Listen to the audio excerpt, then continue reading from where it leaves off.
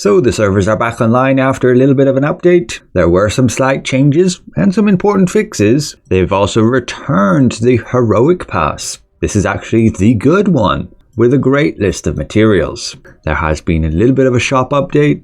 There are some issues I didn't highlight last week. Hopefully you guys can double check these and confirm in the comment section if this patch has actually fixed them without them saying it. They usually don't include everything. I will finally cover again the weekly to-do list. So let's first look exactly what changed with this update. We can see they say they've added a new event pass, which indeed they have. We'll have a closer look in a moment. And they say they finally fixed shield block pen chance from not applying when attacking targets from behind. This is very likely a fix done due to the creator roundtable they just did for PvP, where that was highlighted, and it will definitely help a bit more to counter those tanks which just seem unkillable, at least if you have any of that stat. Additionally, they should have reduced the time it takes to interact with objects in the Tower of Greed, so your experience should be a little bit smoother. And they claim to have fixed a crash issue, which could occur when using the Delos Nova's cold weapon skill. This may very well be due to a player's report here. Let me know if you can confirm if it has fixed that. And then some further crash issues which should be addressed due to DirectX 12. But that's everything they officially confirm has changed with this update. Looking at the new event pass, we can actually see this is the good one. It gives us all these rewards for a cost of 950 Lucent. So this is exactly like the very first version, the Heroic Pass. It's only here for 2 weeks, and it's pretty huge value if you still need to be catching up on your heroic items. You can see here this was the older Heroic Star Pass with that 120 of each material and actually a little bit less unlock stones at just 725. We're now getting 800, and that's versus the more recent one we got, which only gave us 45 of these materials and only 270 unlock stones. This was around Christmas time and cost 500 Lucent, so it was a bit cheaper, but it still gave less than half the amount this one does. So this is definitely worth more, and yeah, it's pretty good value for that much Lucent for this many unlock stones, and then on top of all those heroic materials. You do get an exclusive title, Ting. They definitely like to make a bit of a joke with these titles. As for the event pass shop, there is none for this version. Our current battle pass only has a week left. Make sure you're doing those tasks. I have been slacking, but I can easily get them done within this week since all those tasks stack on top of each other. And good thing that life skill pass is gone. We no longer have the really annoying premium only section pinging you all the time. And we can jump to the shop.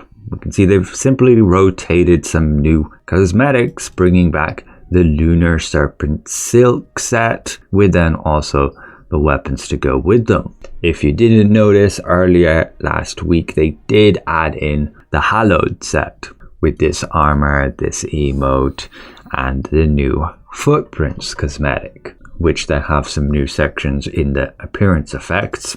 They will definitely be adding more of these over time, same for morphing up and teleporting, but nothing we can see right now. In the event calendar, there is no preview for our next battle pass. Potentially next week we get that new change with battlegrounds being added to war games for your guilds. And yeah, it won't be until late March that we actually get new content. The two issues that I didn't highlight from last week was the Aragon staff. This is broken, at least claimed by player reports, that whenever you basically swap weapon to cast another skill, it would count you as moving and make you lose the buff. So if anybody can confirm if this update has fixed that, that'd be great. If not, keep prodding the devs to get it addressed. In terms of that Tevent Orb effect, apparently it's only when you use the wand as the main hand weapon that you're not triggering the Tevent Orb effect on your target.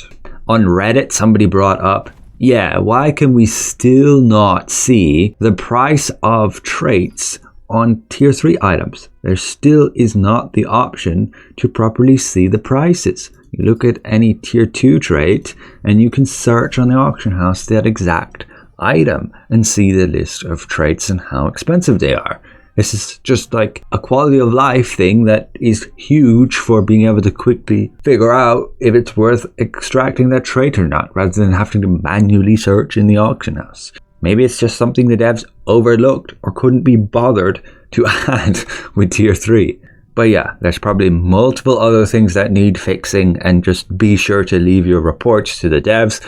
They do apparently listen at some point, if they at least get enough people reporting it to really confirm it's an issue. And otherwise, when you make your report, try to make it as simple as possible with the steps on how to exactly repeat how to reproduce whatever bug you had. Because it's very likely the dev who's trying to figure out if this is a bug or not doesn't even play the game, so they barely know what they're doing. So try to give a little bit more detail even than just this. But finally, onto the weekly reminders. Nothing has really changed in the past few months. Most of it you don't even have to do if you've all caught up and have the max combat power, or near enough, just missing some runes. But Amatoy expeditions are a little bit different. They remove that quality of life where it automatically selects your Amatoys. That's annoying.